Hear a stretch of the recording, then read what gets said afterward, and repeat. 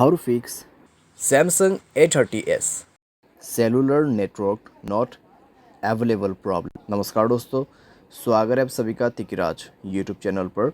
तो दोस्तों, आज के इस वीडियो पर मैं आपको बताऊंगा कि कैसे आप जो है cellular network not available problem कैसे फिक्स कर सकते हैं। तो यहाँ पे दोस्तों सेलुलर नेटवर्क यानी आपका मोबाइल नेटवर्क, ठीक है।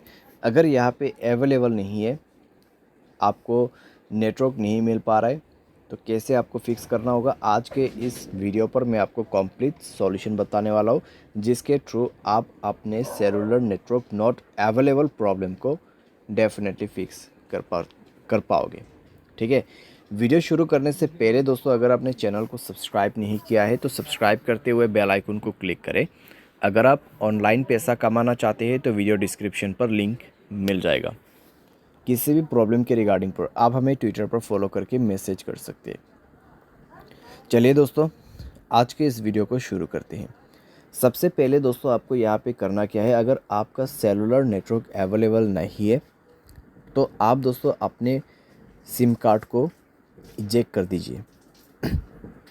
यानी कि सिम कार्ड को मोबाइल से बाहर पे निकालना है, मोबाइल को रिस्टार्ट करना है, उसके बाद सिम कार्ड को अंदर पे भर देना है, इंसर्ट करना है, ठीक है। और चेक करके देखिए आपका प्रॉब्लम सॉल्व हुआ है या नहीं हुआ है। अगर सॉल्व हो जाता है ठीक है, अगर नहीं हो रहा है एक बार फ्लाइट मोड को ऑन करके देखिए, ठीक है। फ्लाइट मोड ऑन करके 30 सेकेंड वेट करें। 30 सेकेंड के बाद फ्लाइट मोड को ऑफ़ कर दीजिए। ऑफ़ करने के बाद दोस्तों आपका नेटवर्क आ चुका होगा, चेक कर ले, ठीक है। अगर सॉल्व हो जाते हैं प्रॉब्लम, ठीक है। अगर आपको अभी भी प्रॉब्लम आ रहा है तो कनेक्शंस पे जाए, मोबाइल नेटवर्क्स को ओपन करें और दोस्तों नेटवर्क मोड को स्विच करके देखिए, ठीक है। 4G 3G 2G के बीच में, या फिर आप नेटवर्क ऑपरेटर में जाके नेटवर्क को मैनुअली या तो फिर ऑटोमेटिकली इस बटन को ऑन ऑफ करके यूज़ कर सकते हैं। अगर आप इसको ऑफ़ करते हैं तो मैनुअल नेटवर्क आपको दिख जाएगा, आपके एरिया में कौन सा नेटवर्क अवेलेबल है, जियो का या फिर एयरटेल का, वो आप उसको यूज़ कर सकते हैं। अगर आपका एयरटेल सिम है तो एयरटेल नेटवर्क ही यूज़ करें, उसमें रजिस्टर कीजिए। अगर जियो है तो जियो में रजिस्टर कीजिए। जियो सिम है, एयरटेल पे रजिस्टर नहीं हो सकते, एयरटेल सिम जियो पे रजिस्टर नहीं हो सकते, ठीक है। तो ये चीज़ आपको ध्यान पे रखना है। और यहाँ पे आपका नेटवर्क सेटिंग एक बार रीसेट ज़रूर करना। उसके लिए जनरल मैनेजमेंट पे जाइए, रीसेट पर क्लिक कीजिए और रीसेट नेटवर्क सेटिंग पर जाके रीसेट सेटिंग पर दबा के मोबाइल पासवर्ड भर देना है और नेटवर्क सेटिंग को रीसेट करना है, ठीक है।